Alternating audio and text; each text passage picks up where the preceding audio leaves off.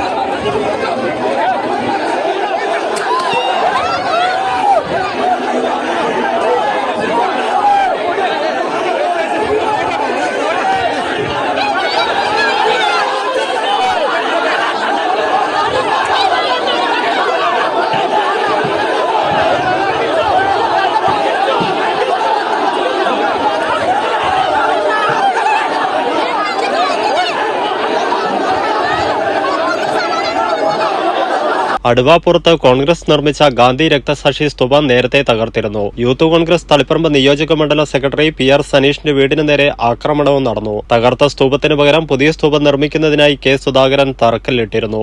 Rahul Mamkootathil MLA നയിക്കുന്ന ജനാധിപത്യ സംരക്ഷണ യാത്രയ്ക്കിടെയാണ് സംഘർഷമുണ്ടായത്. ജാഥ മലപ്പട്ടം ടൗണിൽ CPIM ലോക്കൽ കമ്മിറ്റി ഓഫീസിന് മുന്നിലെത്തിയപ്പോഴാണ് ഇരുവിഭാഗങ്ങളും തമ്മിൽ സംഘർഷമുണ്ടായത്. പോലീസ് ഇടപെട്ട് ഇരുവിഭാഗങ്ങളെയും പിന്തിരിപ്പിക്കുവാൻ ശ്രമിച്ചുവെങ്കിലും വീണ്ടും വാക്കേറ്റവും തുടർന്ന് സംഘർഷവും ഉണ്ടാവുകയായിരുന്നു.